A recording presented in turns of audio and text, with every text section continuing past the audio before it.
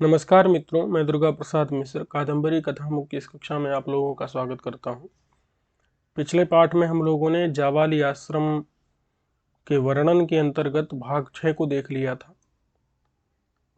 इस बार हम लोग 7वां भाग पढ़ेंगे।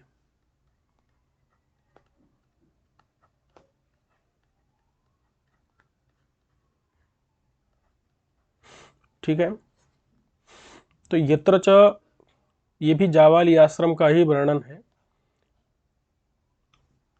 यत्र च मलिनता हविर धूमेषु न चरितेषु मुखरागः शुकेषु न कोशेषु तीक्ष्णता कुशाग्रेषु न स्वभावेषु चंचलता कदलीदलेषु न मनस्सु।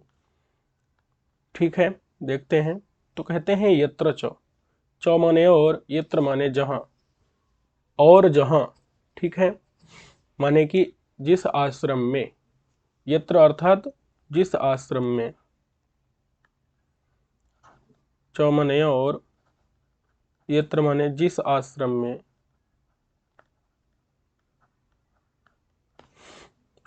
जो मलिनता थी, मालिन्य था, वो कहां पर था? हविर धूमेशु, जो हवि, हवि यानी कि जो हवन करते हैं तो उसमें हवि का प्रक्षेप करते हैं अग्नि में, तो उससे जो निकलने वाला धुआं था। ठीक है, हवि यानी कि हवन का धूम यानी धुआं। तो हवन के धुओं में मालिन्य था, मलिनता थी। मलिनता यानी कि काली, मतलब थोड़ा कालापन। जो हवन का धुआं था, उस हवन के धुएं में क्या थी? मलिनता थी, थोड़ा कालापन था। न चरितेषु, लोगों का जो चरित्र है, लोगों का चरित्र यानी कि लोगों का व्यवहार, व्यवहारों में, न माने नहीं, व्यवहारों में जो है कालापन नहीं था, व्यवहारों में मलिनता नहीं थी, यानी कि किसी भी प्रकार का जो है पाप आचरण, दुष्ट आचरण नहीं था। लोगों के व्यवहार में हिंसा नहीं थी। जलन, ईर्ष्या, काम, क्रोध, लोभ इत्यादि जो विकार है, वो विकार जो है वहां पर नहीं थे। पाप का आचरण लोग नहीं करते थे। ठीक है, आश्रम की बात चल रही है। इस आश्रम में, जावाली के आश्रम में मलिनता, हवि यानी कि जो हवन का धुआं है, धूम है, उसमें तो मलिनता थी, कालापन था। लोगों के चरित्र में, व्यवहार में कालापन न माने नहीं था। मुख रागा शुकेशु न कोपेशु, जो मुख का राग है, मुख का लाली, मुख की लाली, मुख की लालिमा,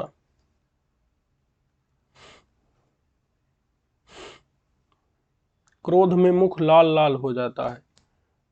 तो कह रहे हैं कि जो मुख की लालिमा थी, वो माने मुख की लालिमा का जो विकार, मुख लाल हो जाता है, तो इस प्रकार से जो मुख का क्या हो जाता है? विकार हो जाता है। टेढ़ा मुंह कर लेते हैं, लाल मुख कर लेते हैं। तो मुख की जो लालिमा है, विकार है, वो सुकेशु न कोपेशु, सुकेश यानी तोते में, तोतों में, तोतों का जो मुख था उसमें लालिमा थी। तोतों का मुख स्वाभाविक रूप से लाल होता है, तो तोतों का जो मुख है, उस मुख में लालिमा थी, मुख में विकार, माने तोतों के मुख में लाल ऐसा विकार था। लोगों के जो मुख है, लोगों का मुख, उसमें कोप ही नहीं आता था, तो कोप के कारण जो है मुख लाल नहीं होता था। न, न माने नहीं, कोपेशु, कोप, कोप कहते हैं क्रोध को। तो क्रोध से जो है, या क्रोध में, कोपेश माने कोपों में, क्रोधों में, क्रोधों में लोगों का जो मुख है, उस मुख का राग यानी कि लाल। तो मुख का जो लाल होना है, वो कब होता था? वो कहाँ होता था? तोतों में। तोतों का मुख तो लाल होता था। कोप यानी कि क्रोध में किसी का मुख लाल नहीं होता था। और वही बता रहे हैं कि तीक्ष्णता कुशाग्रेषु न स्वभावेषु, जो कुश का अग्रभाग होता है, ठीक है, कुश का जो अग्रभाग होता है, जो कुश, कुश का अगला है हिस्सा, अग्र माने क्या होता है, अगला हिस्सा।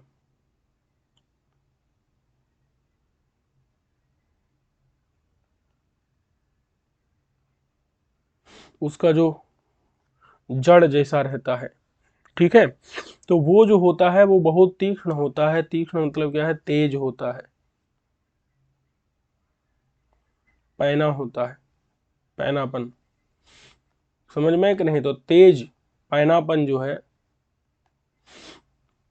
तीखापन, तीक्ष्ण होता है, ठीक है, धारदार, बहुत धार होती है उसमें।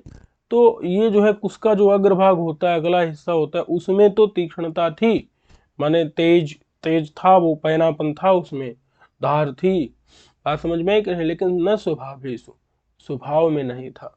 किसी का स्वभाव जो है उसमें तीक्ष्णता यानी कि क्रूरता नहीं थी। तीक्ष्णता माने क्रूरता, वो स्वभाव में, स्वभावेषु, किसी का भी ऐसा स्वभाव नहीं था। किसी के स्वभाव में, स्वभाव में, स्वभावों में जो है क्रूरता नहीं थी। कुश के अगले हिस्से में तो तेज, पैनापन था, धार थी। कुशाग्रेसु, कुश के अगले हिस्सों में तो तीक्ष्णता थी, लेकिन न स्वभावे, स्वभावों में क्रूरता नहीं थी। कहते हैं कि चंचलता कदली दलेसु न मनस्सु, जो चंचलता थी, चंचल होना, चंचल होना का मतलब क्या होता है, ये समझ आ गया ना। किसी का स्वभाव, सबका निर्मल स्वभाव था, तो इसीलिए किसी किसी के स्वभाव में क्रूरता नहीं थी। कहते हैं कदली दल, जो केले के दल होते हैं, ठीक है, केले के जो दल यानी पत्ते होते हैं, उन पत्तों में चंचलता थी। चंचलता मतलब होता है हिलना डुलना, हवा के कारण, ठीक है। चंचलता मतलब क्या होता है, हिलना डुलना।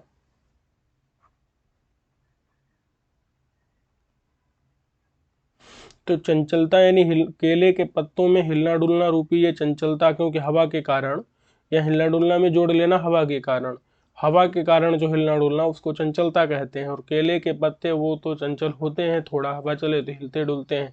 तो कदली दल मने, कदली केले के दल मने पत्तों में, दलेशु पत्तों में चंचलता, हिलना डुलना, हवा के कारण हिलना डुलना रूपी चंचलता थी। न मनस्सु, किसी के भी मनस्सु, मनस्सु मनों में, किस माने वहां पर जो निवास करने वाले लोग थे, उनके चित्त में, उनके मनों में, मनों में यानी चित्त में, न माने नहीं, उनके मनों में, किसी के भी मन में, किसी के भी मन में जो है क्या नहीं थी, चंचलता नहीं थी। चंचलता मतलब होता है माने अस्थिरता, एक जगह स्थिर न रह पाना, इधर उधर, माने धैर्य ना होना, मन में धैर्य ना होना, इधर उधर जो है मन का भाग जाना। ये कब होता है, जब कोई व्यक्ति कष्ट में रहता है, तब उसका मन जो है चंचल हो जाता है, इधर उधर भागता है।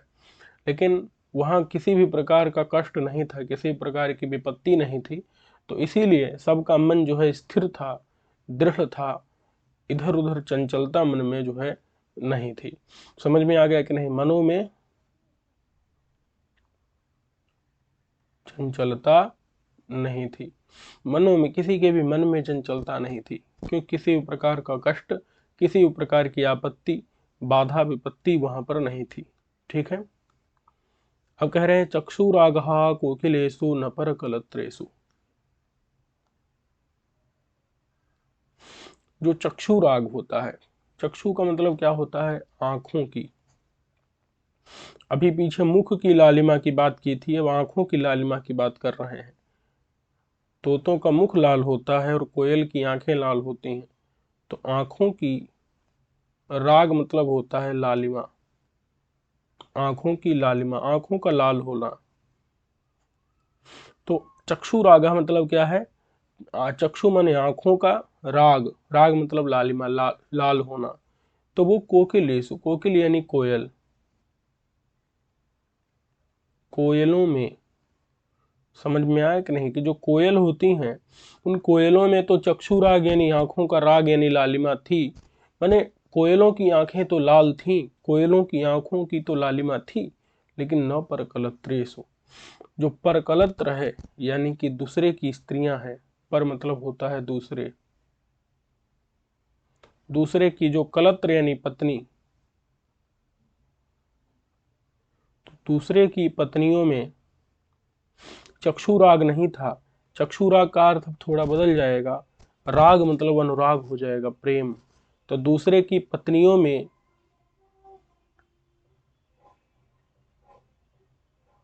आंखों वाला, आंखों का, राग माने प्रेम और न माने नहीं था। समझ आया कि नहीं? पर कलत्रेसु, पर माने दूसरे की, कलत्र यानी पत्नियों में, स्त्रियों में, दूसरे की पत्नियों में, दूसरे की पत्नियों के प्रति जो है चक्षु राग यानी चक्षु माने आंखों का, राग प्रेम नहीं था। समझ में आया कि नहीं? मतलब दूसरे की पत्नियों के प्रति जो है आंखों के माध्यम से प्रेम की अभिव्यक्ति है, किसी भी प्रकार से जो है, चूंकि आसक्ति ही नहीं थी, दूसरे की स्त्रियों की अभिलाषा ही नहीं थी, वहां पर आसक्ति ही नहीं थी, राग ही, अनुराग ही नहीं था, प्रेम ही नहीं था। तो यहाँ चक्षु राग मतलब आंखों का राग प्रेम कैसे हो सकता? तो ये समझ में आ गया कि नहीं? क्योंकि सभी लोग क्या थे? सदाचारी थे। अतः पर कलत्र, दूसरे के कलत्रों के, दूसरे की कलत्र माने पत्नियों के प्रति, पत्नियों में चक्षु राग नहीं था। चक्षु यानी आंखों का, राग यानी अनुराग, अनुराग मतलब प्रेम, वो नहीं था। ठीक है। कोकिल, कोयलों की आंखों में तो राग था, लालिमा थी। कंठग्रह कमंडलुसु न सुरतेषु। कहते हैं कि जो कंठक ग्रह है, कंठ यानी कि गले का, ग्रह यानी पकड़ना, गला का ग्रह यानी पकड़ना, तो जो गला पकड़ना ये होता था, लेकिन किस में होता था? तो कहते हैं कि कमंडलू, जो कमंडल है,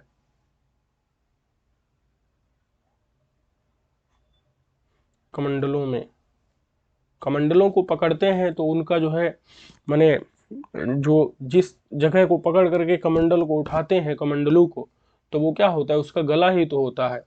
तो कमंडलू को उसके गले से पकड़ा जाता था। न सुरतेसु, सूरत में गले को पकड़ा नहीं जाता था। ठीक है। सूरत यानी आलिंगन अथवा संभोग आदि की क्रिया।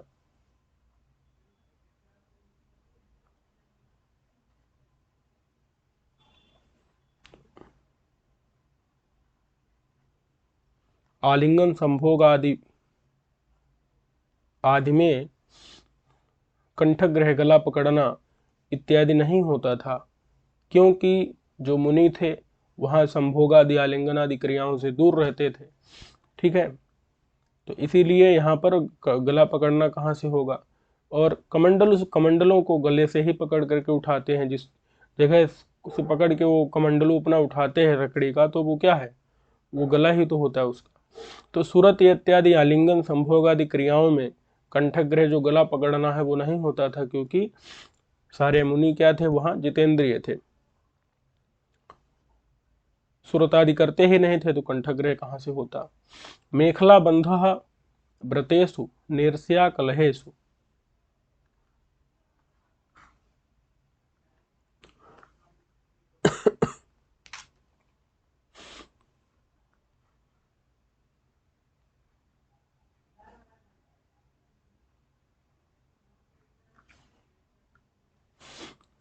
मेखला बंधा, तो कहते हैं कि देखो, जो मेखला है, कांची है,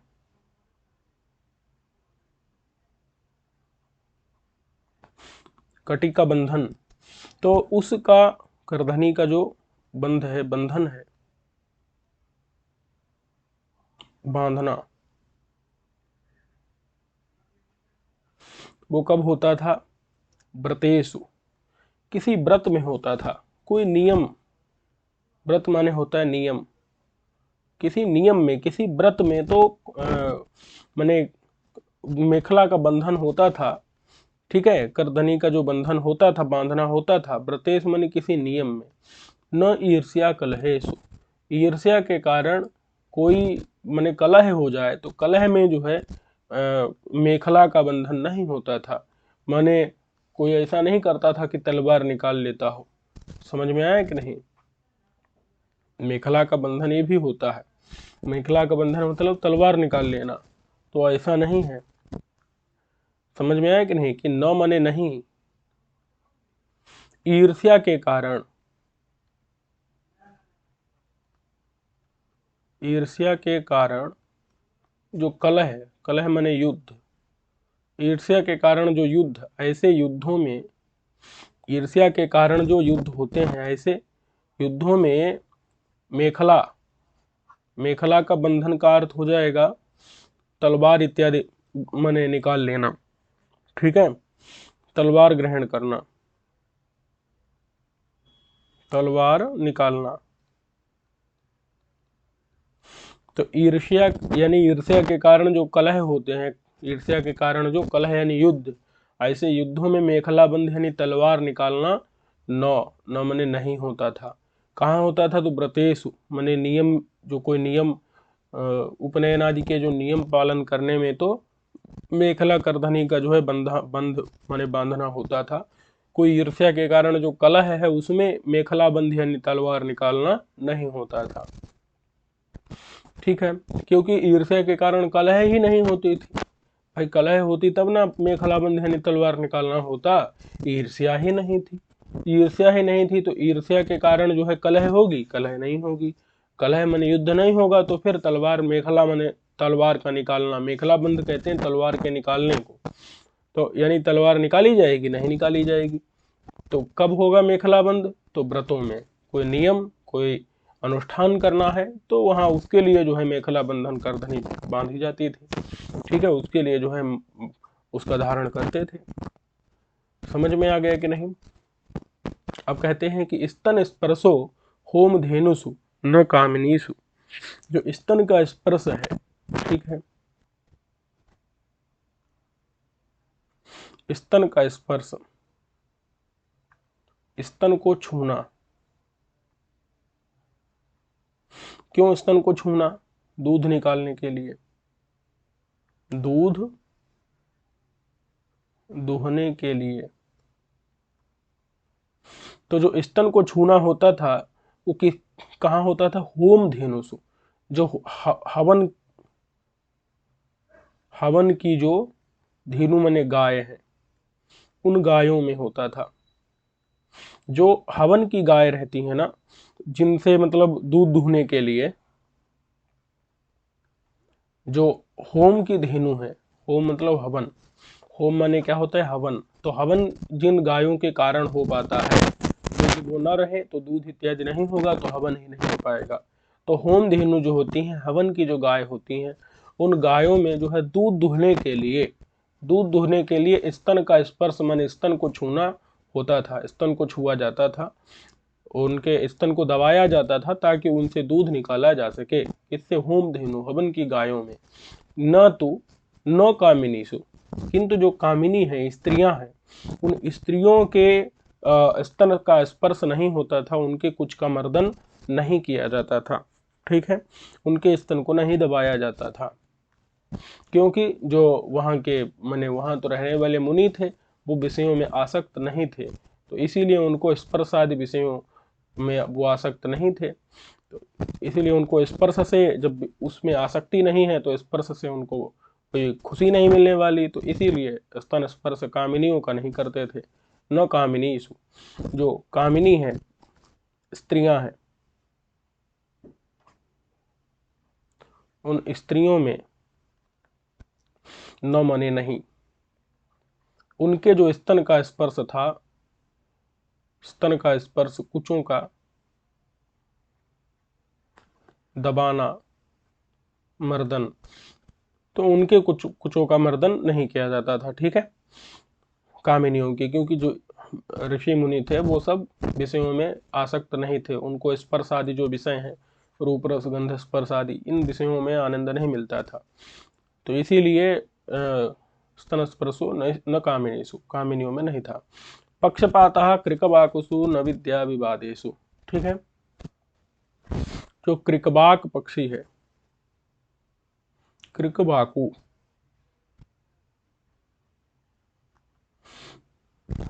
तो कृकवाकु यानी कि जो कुक्कुट है, मुर्गा है,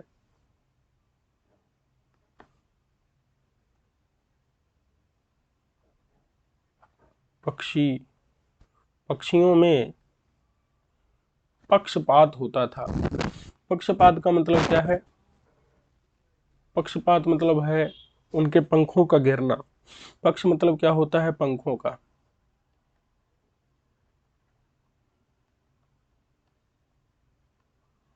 जो कृकवाकु पक्षी हैं, मुर्गा पक्षी हैं, तो उन पक्षियों में क्या होता था? उनके पंखों का जो है पात हो जाता था, गिरना हो जाता था, उनके पंख गिर जाते थे। न विद्या विवादेशु। समझ आया कि नहीं? पक्षी हैं तो उनके पंख हैं, तो पंख तो गिरते ही हैं, पंख गिरेंगे ही।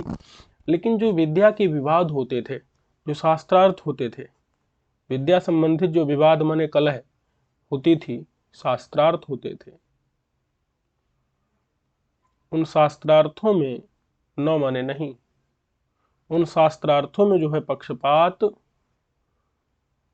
पक्षपात मतलब किसी एक पक्ष का समर्थन करना, जो अनुचित पक्ष हो उस अनुचित पक्ष का समर्थन कर देना।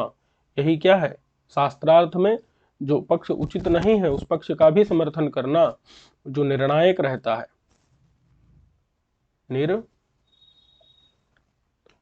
निर्णायक जो रहता है वो अगर क्या करे? अनुचित पक्ष का भी समर्थन करे तो उसको क्या कहते हैं? पक्षपात कहते हैं। तो विद्या विवादे शास्त्रार्थों में न मने नहीं, शास्त्रार्थों में पक्षपात नहीं होता था।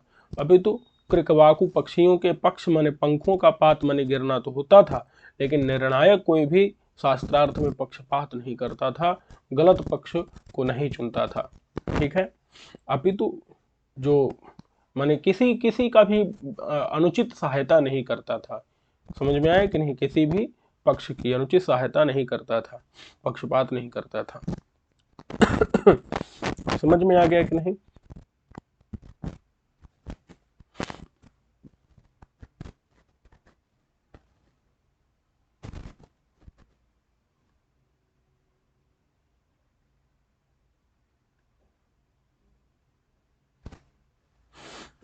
अच्छा, कुछ लोग यहाँ पर कृकवाकुसु की बजाय पक्षी सुपाठ मानते हैं। उसका कारण ये है कि यहाँ मतलब केवल मुर्गा जो पक्षी है या फिर माने उसी पक्षी के ही पंख गिरते हैं क्या? सारे पक्षी उनके पंख नहीं गिरते हैं क्या? गिर ही सकते हैं, अथवा पंखों के द्वारा सारे पक्षी जो है उड़ सकते हैं। तो मतलब केवल एक विशेष पक्षी के बारे में कहने के कारण यहाँ विशेष नाम का दोष आता है, तो इसीलिए यहाँ पक्षी पाठ मान लेते हैं। तो इससे फायदा ये होता है कि सारे पक्षियों की बात की जाएगी, विशेष पक्षी की बात नहीं की जाएगी, तो विशेष नाम का दोष नहीं होगा। ठीक है।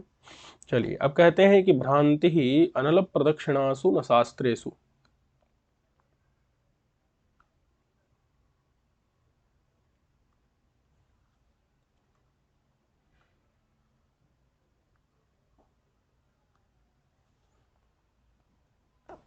अनल यानी अग्नि की जब प्रदक्षिणा करते हैं तो उस समय पर क्या करना पड़ता है? भ्रांति। भ्रांति मतलब होता है भ्रमण। भ्रांति माने क्या होता है? भ्रमण। भ्रमण मतलब होता है घूमना। कहाँ घूमना? चारों दिशाओं में।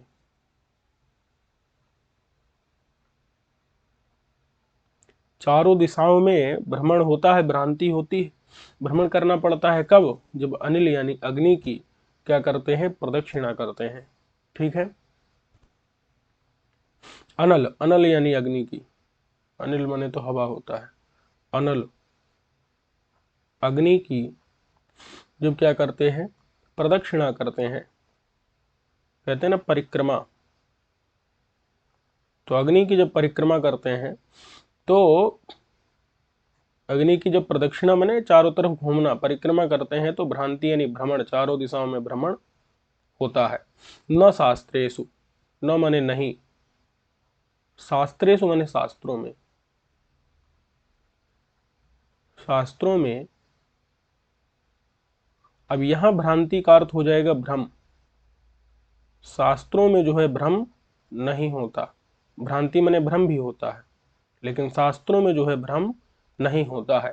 अभी तो अनल की प्रदक्षिणा माने परिक्रमा करते समय जो भ्रमण करना पड़ता है चारों दिशाओं में, वो तो है, क्योंकि वहां अग्नि की प्रदक्षिणा तो करते हैं, लेकिन शास्त्रों में, वेदादि शास्त्रों में, शास्त्रार्थ में किसी को भी जो है भ्रम नहीं होता। भ्रांति माने भ्रम भी होता है, तो वो भ्रम, भ्रांति यानी कि भ्रम नहीं होता। ठीक है, क्योंकि किसी को भी मतलब ऐसा है ही नहीं, अज्ञान है ही नहीं, सबको यथार्थ ज्ञान है, सब उस तत्व का निश्चय कर चुके हैं, तो इसीलिए उनको शास्त्रों में, वेदांत शास्त्रों में कहीं भी भ्रम नहीं होता, माने झूठ ज्ञान, यथार्थ ज्ञान नहीं होता। वसु संकीर्तनम दिव्य कथासु न तृष्णासु, जो वसु संकीर्तन है, तो वसु कौन है भाई? तो जो 8 विशेष देवता है, 8 क्या है?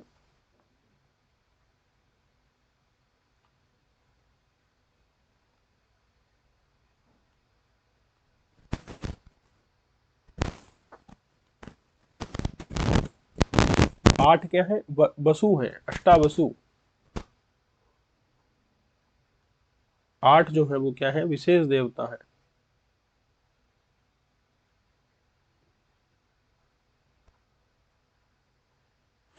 आठ विशेष देवता है, उनको वसु कहते हैं। तो उन वसुओं का जो संकीर्तन है, संकीर्तन मतलब होता है सम्यक रूपेण कथनम, उनको 8 विशेष देवताओं का संकीर्तन माने कथन,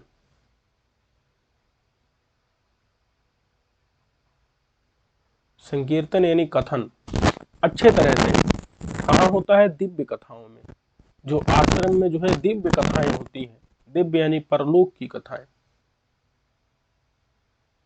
परलोक की जो कथाएं होती हैं, प्रवचन होते हैं, जो परलोक के प्रवचन होते हैं, उन प्रवचनों में, तो परलोक की जो कथाएं, परलोक के जो प्रवचन, उन प्रवचनों में तो वसुओं का 8 विशेष देवताओं का संकीर्तन यानी कथन किया जाता है।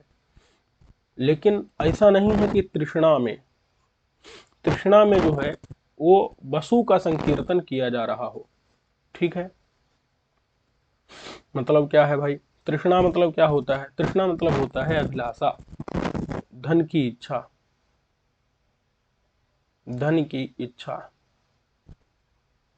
तो धन की इच्छा के कारण, धन की इच्छा में मतलब क्या निकलना है? धन की इच्छा के कारण, के कारण, धन की इच्छा के कारण वसु का, और वसु माने धन भी होता है, तो वसु माने धन का कीर्तन माने कथन,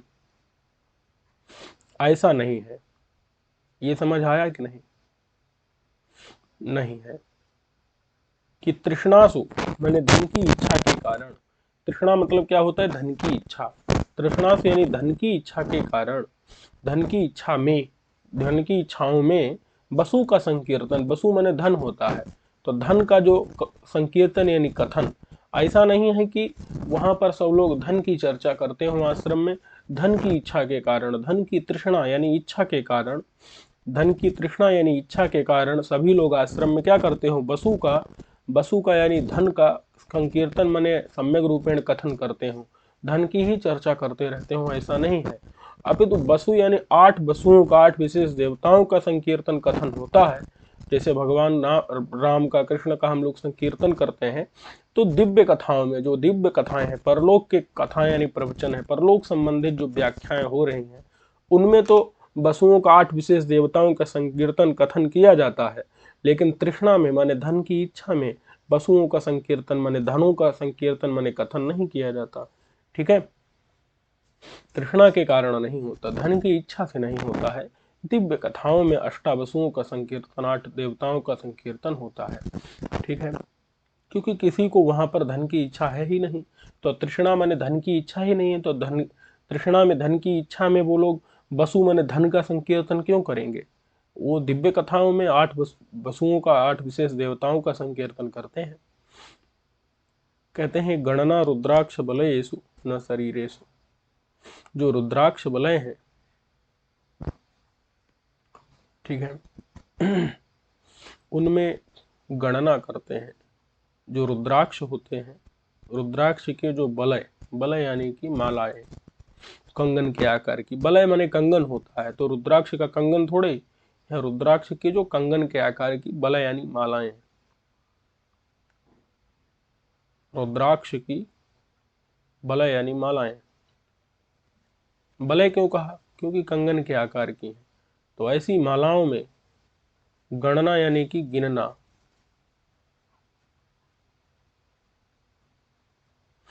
गिनना तो गणना की जाती है, क्योंकि जब करते हैं रुद्राक्ष की मालाओं से गणना, माने जब करते हैं तो जब की संख्या गिनते हैं, कितना जप हो गया है, हो गया ना। जब माला से के द्वारा क्या करते हैं, जब की गणना करते हैं, जप में संख्या निकालते हैं, गणना करते हैं रुद्राक्ष बलय माने रुद्राक्ष की मालाओं में। न शरीरेषु, शरीर की कोई गणना नहीं करते, शरीर की कोई गिनती नहीं करते, यानी कि शरीर के प्रति जो है उनकी कोई अभिलाषा नहीं है, शरीर के रक्षा के प्रति, शरीर के पालन पोषण के प्रति कोई गणना नहीं करते, कोई इच्छा, कोई अभिलाषा, कोई अपेक्षा उनको नहीं है। न मने नहीं, शरीरेषु, शरीरों में, शरीरों में उनकी कोई गणना नहीं है, कोई अपेक्षा नहीं है, शरीर के प्रति उनकी कोई अपेक्षा नहीं है, निरपेक्ष भाव से। और रुद्राक्ष के बले रुद्राक्ष की मालाओं की ही गणना करते रहते हैं, जब करते रहते हैं। ठीक है, शरीर के, शरीरों में उनकी कोई अपेक्षा नहीं है। गणना का अर्थ अपेक्षा भी है, गिनना भी है। मुनि बालनाश ऋतु दीक्षया न मृत्युना, कहते हैं कि जो मुनि बालनाश, मुनियों के बालों का,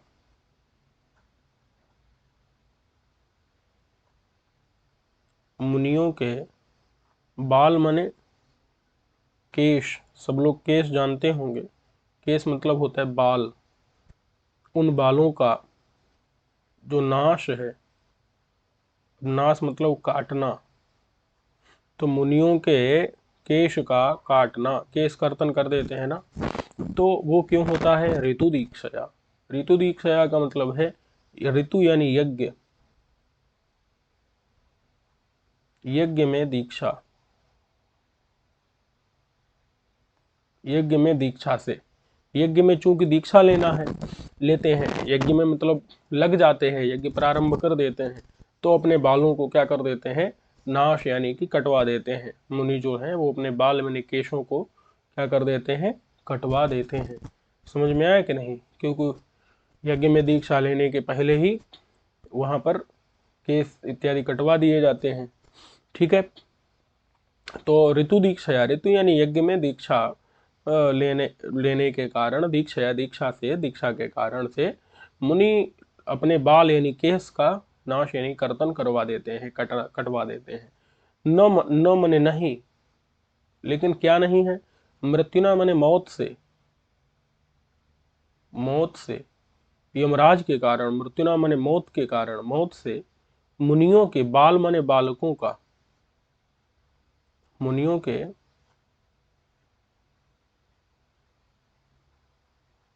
मुनियों के बालकों का नाश। यहाँ ये भी अर्थ निकलेगा कि मुनियों के बालकों का नाश, जो मुनि है उन मुनियों के जो बालक हैं, बाल माने बच्चे हैं छोटे, उन बालकों का नाश जो है मृत्युना न, मृत्यु माने मौत से, न माने नहीं होता। समझ में आया कि नहीं? तो उनके बालकों की अकाल मृत्यु बालकों की नहीं होती है। समझ में आया कि नहीं? जो न माने नहीं, मृत्युना माने मौत से, मरने से, मरण से, मुनि बाल नाश, मुनियों के बालकों का नाश, मुनियों के बाल माने बालकों का नाश जो है न मृत्युना, मौत से नहीं होता। ठीक है, ऋतु दीक्षा माने यज्ञ में दीक्षा लेने के कारण मुनियों के बाल माने केशों का नाश तो होता है, काटे जाते हैं। किसी भी मुनि के जो बाल हैं, बच्चे हैं, उनका नाश न मृत्युना, न माने नहीं होता है, मृत्युना माने मौत से, मृत्युना न, मृत्यु से, मौत से बालकों का नाश नहीं होता। कोई भी बालक जो है वहां पर नहीं, कोई भी व्यक्ति अकाल मृत्यु नहीं मरता। ये तपस्या का महात्म्य है। कोई भी जो है अपनी उम्र पूरी होने पर ही मरता है, अकाल मृत्यु नहीं मरता।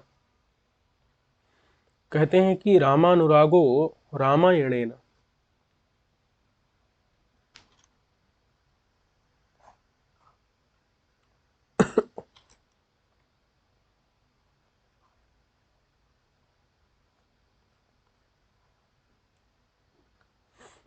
रामानुरागो रामायणेन, जो रामायण के कारण, रामायण मतलब है राम के जो माने गुण हैं, उन गुणों को रामायण में खूब अच्छे से सुना है। राम के गुणों को रामायण में सुनने के कारण, रामायण यानी कि रामायण में, रामानुराग मतलब क्या है? राम के प्रति अनुराग, प्रेम, राम के प्रति रामानुराग। रामानुराग में जो रामानुराग है, इसका दो विग्रह कर सकते हैं, एक है राम अनुराग, एक है रामा अनुराग। राम अनुराग, और इधर बनेगा रामा अनुराग। मतलब क्या है इसका अर्थ? सप्तमी करेंगे, एक रामे अनुरागः, रामायाम अनुरागः। रामे यानी राम में, अनुराग माने प्रेम, राम में, भगवान राम में प्रेम, रामायणेन, रामायण के कारण, रामायण के कारण, रामायण के कारण, क्योंकि आश्रम में खूब रामायण सुनी जाती है, यानी राम के गुणगणों का गुण माने गुण समूह, राम के गुणों का समूह श्रवण किया जाता है। तो इसीलिए राम के प्रति जो आश्रम में रहने वाले लोग हैं, वो राम के प्रति प्रेम रखते हैं, राम के प्रति अनुराग रखते हैं, क्योंकि राम की चर्चा वो खूब सुनते हैं। तो रामायण मतलब है रामायण के कारण, रामायण यानी कि राम की चर्चा, रामायण में क्या है? राम की चर्चा है। तो रामायण के कारण मतलब राम की चर्चा के कारण, रामायण सुनी पढ़ी जाती है तो राम की चर्चा होती है, राम के गुणों का बखान किया जाता है। तो इसीलिए राम अनुराग, राम के प्रति लोगों का अनुराग है, राम में प्रेम है उस आश्रम में। लेकिन यौवनेन, यौवन के कारण, यौवन के कारण रामा, रामा कहते हैं स्त्री को, तो रामा यानी स्त्रियों में, अनुराग माने प्रेम, यौवन के कारण, यौवन माने यौवन के कारण, रामा अनुराग, रामा माने रामायाम, स्त्रियों में जो अनुराग है, प्रेम है, वो न माने नहीं है। ऐसा नहीं है कि यौवन के कारण क्या हो? स्त्रियों के प्रति प्रेम हो, ऐसा नहीं है। समझ में आया कि नहीं? क्योंकि वहां पर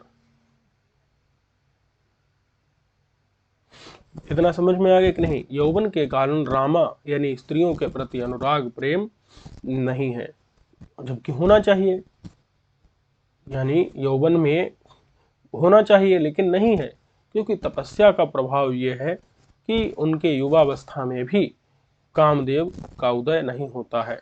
तो इसीलिए रामा यानी स्त्रियों के प्रति अनुराग प्रेम यौवन के कारण न माने नहीं है। ठीक है, कहते हैं मुखभंग विकारो जरया न धनाभिमानेन। वहां पर जो मुखभंग विकार है, मुखभंग माने मुख मतलब तो मुख का, भंग, भंग का मतलब क्या होता है? भंग विकार का मतलब यह है कि थोड़ा सा माने त्वचा में जो झुर्रियां इत्यादि पड़ जाती हैं, मुख की जो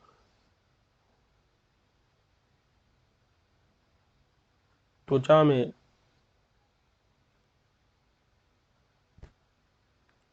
झुर्रियां, ये जो विकार है, भंग विकार मतलब त्वचा में माने झुर्रियां इत्यादि, ये वाला विकार जरया, जरया मतलब है बुढ़ापे के कारण,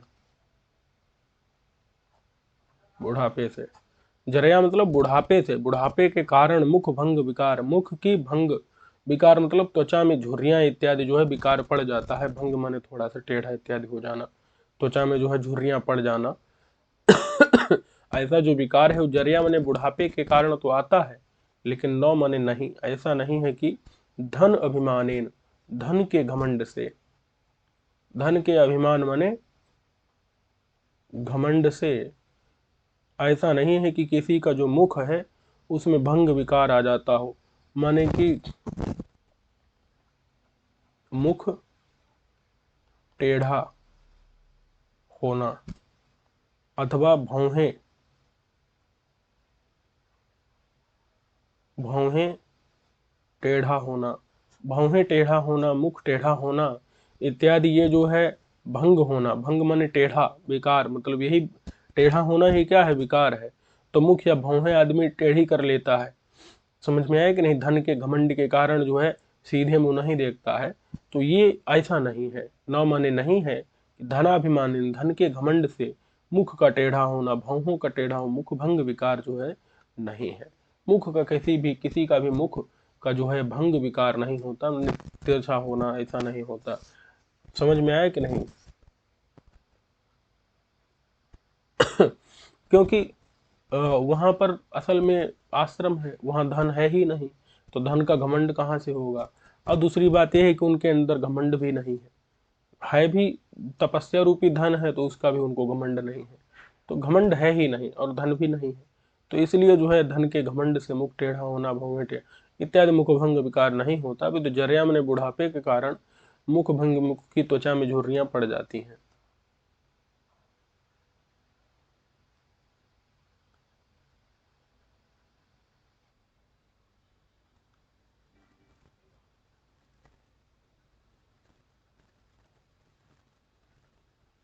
यत्र च,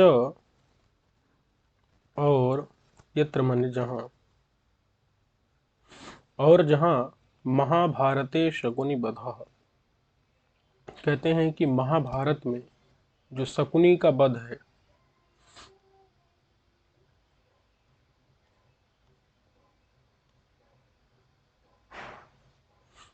महाभारत की कथा होती है,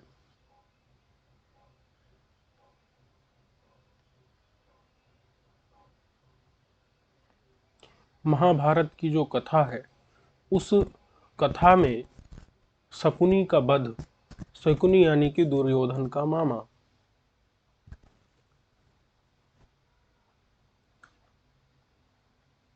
दुर्योधन का मामा, तो दुर्योधन के मामा के जो वध है वो वध कहाँ होता है, दुर्योधन के मामा का वध कहाँ होता है, महाभारत की कथा में होता है। समझ में आया कि नहीं? दुर्योधन के मामा को सहदेव ने मार दिया था, शकुनि को, तो उसका वध कहाँ सुना जाता है, सिर्फ महाभारत की कथा में सुना जाता है, जिस आश्रम में। समझ में आया कि नहीं? ऐसा नहीं है कि उस आश्रम में शकुनि यानी कि पक्षी, पक्षी का वध नहीं होता। शकुनि माने पक्षी का वध जो है उस आश्रम में नहीं होता। समझ में आ गया कि नहीं? क्योंकि आश्रम में कहीं भी हिंसा नहीं होती। पुराणे वायु प्रलपितम, पुराण में तो वायु का पुराणे, पुराण का मतलब क्या होता है, माने जो 18 पुराण निर्मित किए गए हैं व्यास के द्वारा, तो पुराणों में वायु प्रलपितम, तो वायु मतलब है वायु देवता के द्वारा, प्रलपित माने कथित,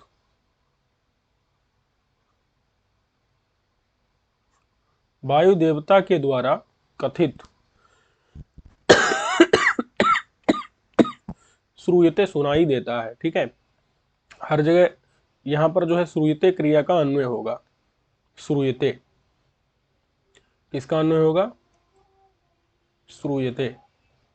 तो पुराणे, पुराणों में वायु प्रलपितम, वायु देवता के द्वारा कथित, माने जो पुराण है ना, वायु पुराण,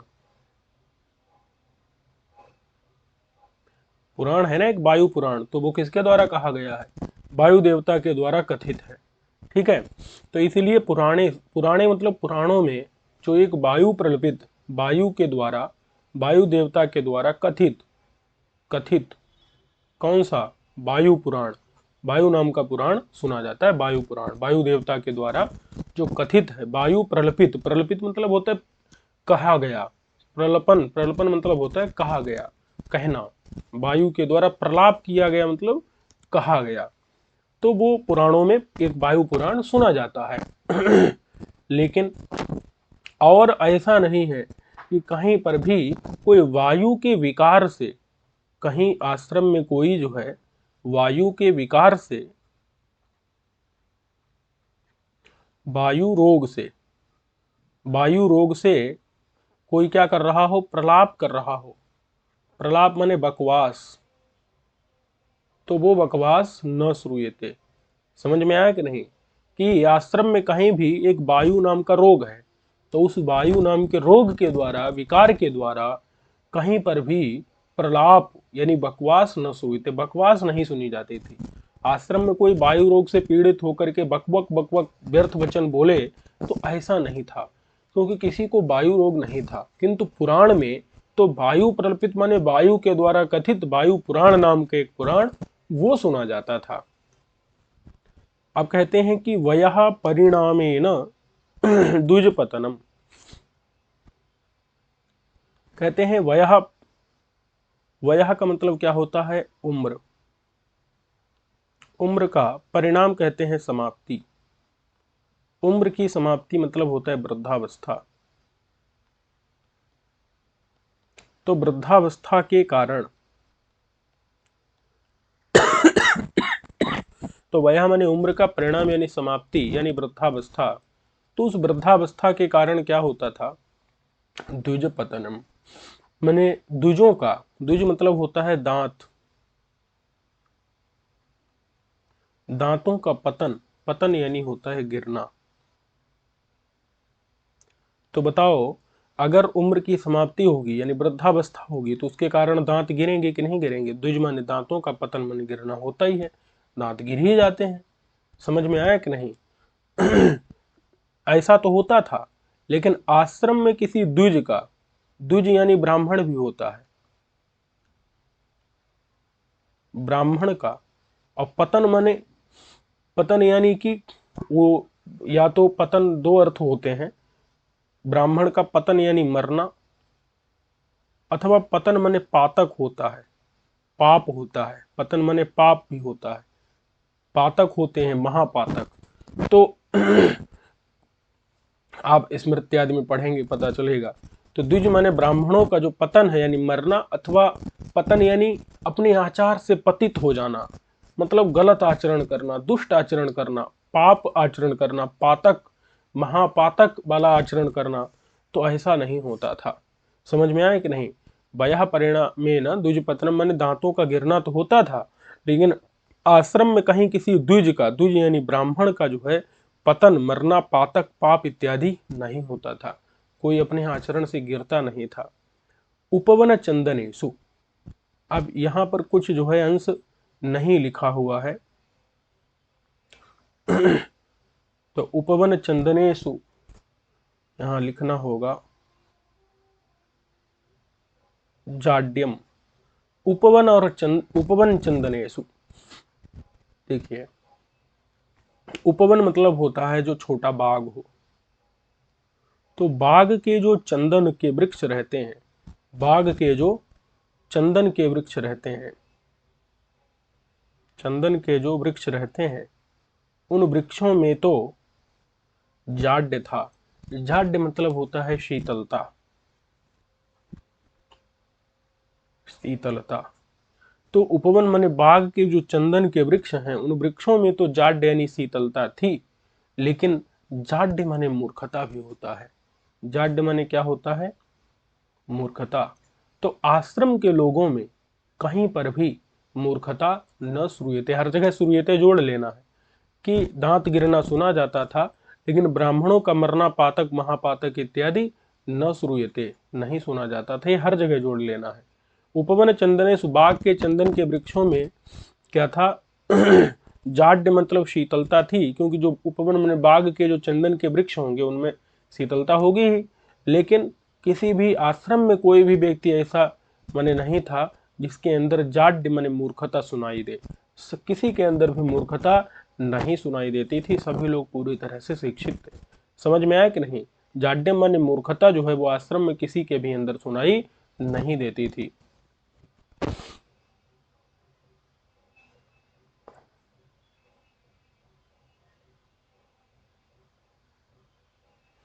अब जो है आगे पाठ है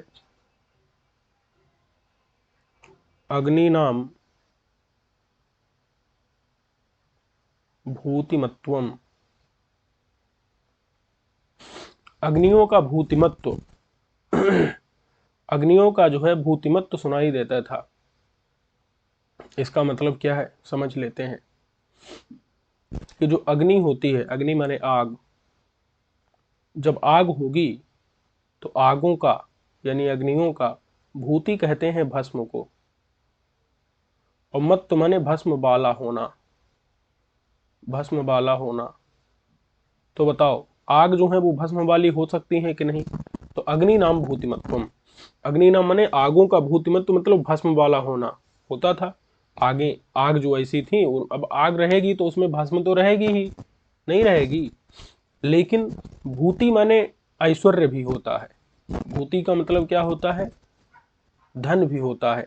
भूति माने धन, संपत्ति। तो धन संपत्ति वाला, धन संपत्ति वाला होना, ये जो है आश्रम में नहीं सुनाई देता था। समझ में आया कि नहीं? भूतिमत्व मतलब अग्नि नाम आगों का, तो भूतिमत्व भूत माने भस्म वाला होना था। आगे तो भस्म वाली थी, लेकिन आश्रम में जो है कोई भी, आश्रम में कोई भी भूति यानी ऐश्वर्य, धन संपत्ति वाला, तो धन संपत्ति वाला कोई भी आश्रम में नहीं था। आश्रम में कहीं कोई भी धन संपत्ति वाला नहीं था, क्योंकि कोई भी धन को इकट्ठा करने में लगा हुआ नहीं था। भूति यानी कि धन भी होता है, धन संपत्ति वाला होना, मत्तु माने धन संपत्ति वाला होना। तो आश्रम में कोई नहीं था जो धन संपत्ति वाला हो। ठीक है। चलिए, और पाठ जो है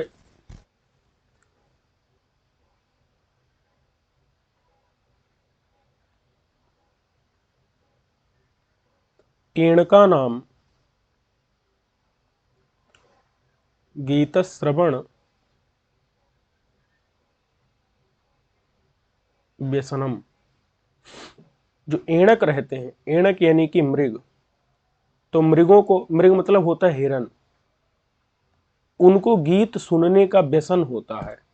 क्या होता है? उनको गीत सुनने का व्यसन होता है। ठीक है। गीत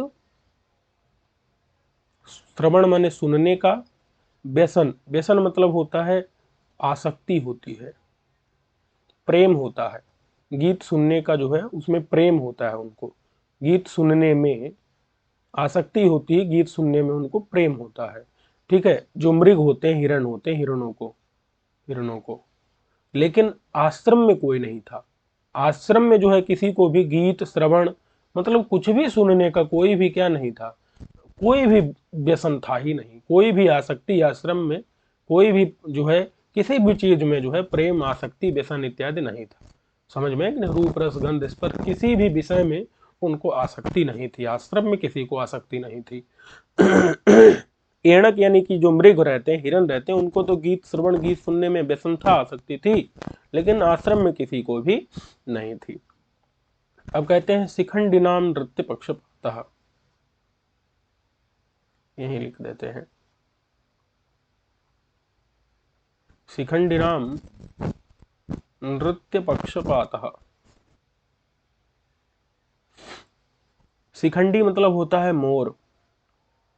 जो मोर है उनको तो नृत्य पक्षपातः माने नाचने, जब वो नाचते हैं तो उनके पंख गिर जाते हैं।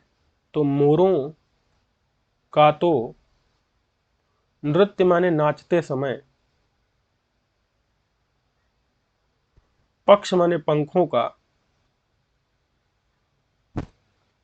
पात माने गिरना। समझ आया कि नहीं? शिखंडिना माने मोरों का तो नृत्य माने नाचते समय, नर्तन के समय में, नृत्य में पक्ष, पाक्ष माने पंखों का, पात माने गिरना होता था। लेकिन जो ऋषि लोग थे, क्या थे? जो आश्रम में कोई भी, किसी भी ऋषि का नृत्य में, नृत्य में मतलब नाचते, नाचने में पक्षपात नहीं था। पक्षपात माने आसक्ति, प्रेम, ये ले सकते हैं।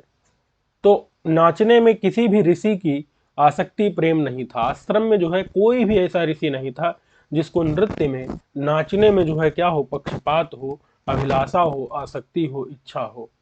नाचने में किसी की भी इच्छा, आसक्ति, प्रेम नहीं था, क्योंकि वो सभी विषयों से दूर हो चुके थे।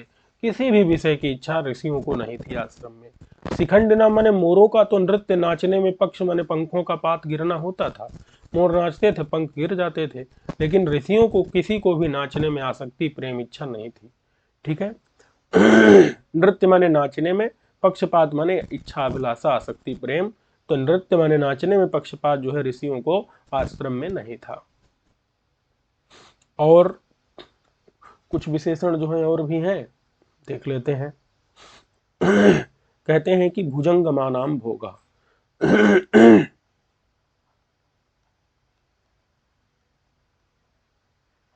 भुजंगमानाम भुजंगमानाम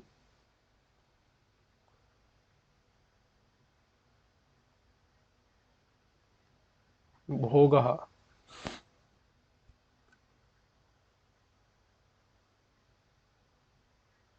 देख लेते हैं। कहते हैं जो भुजंगम होते हैं, ठीक है, भुजंगम किसे कहते हैं, सांप को। भुजंगम माने होता है सांप। सांपों का जो भोग है, भोग किसे कहते हैं, भोग यानी शरीर, केंचुल, केंचुली। तो सांपों का तो केंचुली होता था, लेकिन भोग मतलब होता है उपभोग। भोग माने क्या होता है,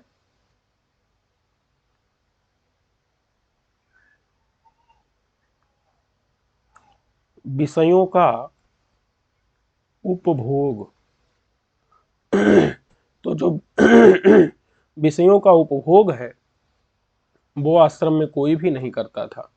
समझ में आया कि नहीं। अभी हम बताए थे ना कि आश्रम में जो है कोई भी ऋषि क्या नहीं करता था। आश्रम में कोई भी ऋषि आश्रम में विषयों का उपभोग नहीं करता था। समझ आया कि नहीं।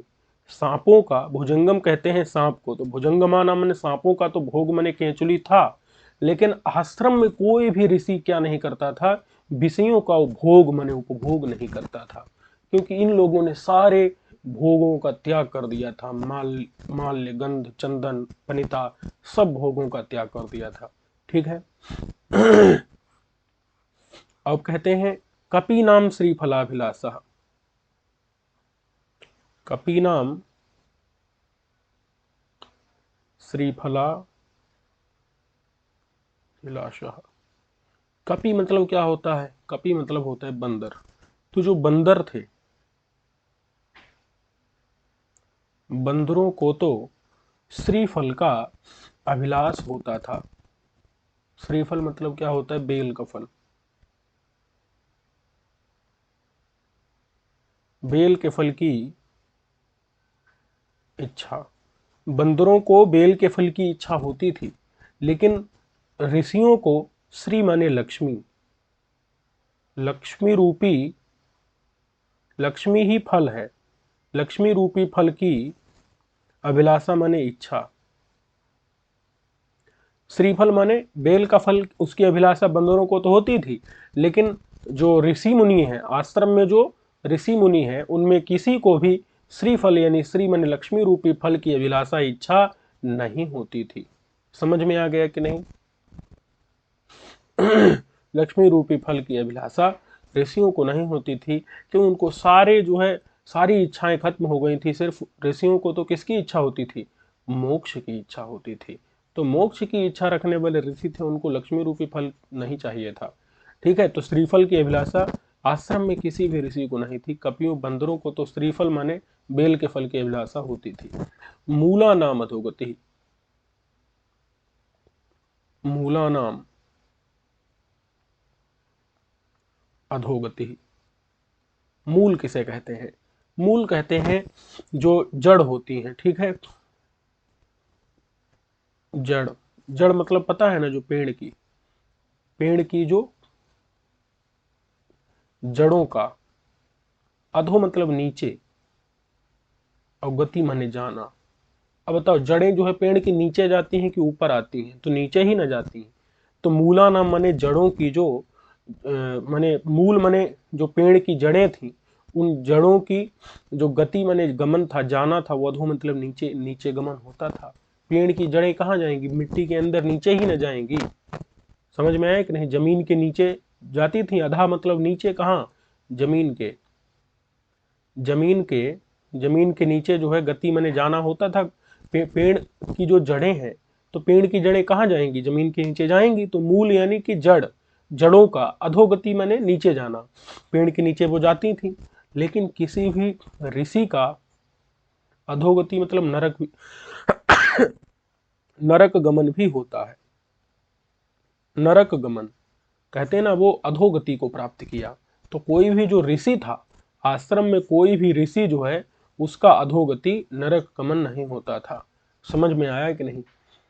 केवल जड़ ही जो है जमीन के नीचे, मिट्टी के नीचे अधोगति उनकी होती थी, अधा मणे नीचे गति जाना होता था।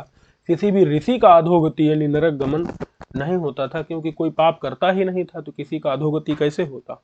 समझ में आया कि नहीं? तो मूल मने जड़े, वृक्षों की जड़ें वो तो नीचे जाती थी अधोगति, लेकिन किसी भी ऋषि का नरक गमन नहीं होता था। ठीक है। तो यहाँ पर जो है हर जगह क्या है? परिसंख्या है। जहां पहले नौ नौ का प्रयोग किया था, वहां पर वाच्य परिसंख्या थी, और यहां पर नौ का प्रयोग कहीं किया ही नहीं है, तो यहां पर क्या है? आर्थी परिसंख्या है। और वाच्य मतलब वहां शाब्दी परिसंख्या थी। और हर जगह पर क्या है? श्लेष घुसा हुआ है। तो श्लेष, श्लेषानुप्राणित, यहां पर आर्थी, जो निचले वाले वाक्य में जिसमें कहीं नौ लिखा नहीं है, जिसमें ये आश्रम में कोई और ऋषि ऐसा नहीं था, तो ये जोड़ना पड़ रहा है, तो ये आर्थी है। और पीछे नौ नौ हर जगह लिख दिया था, तो वो शाब्दी परिसंख्या थी। यहाँ न यौवने न रामानुरागु इत्यादि। ठीक है, इतना ही अंतर है। तो यहां तक जो है आपका क्या हो गया है? यहां पर जाबाली के आश्रम का वर्णन समाप्त होता है। अब जाबाली का वर्णन कुछ शेष है, तो उसको हम लोग देख लेंगे। जाबाली के आश्रम का वर्णन यहाँ पर पूर्ण होता है। अगले पाठ में मिलेंगे। सर्वेभ्यो नमो नमः।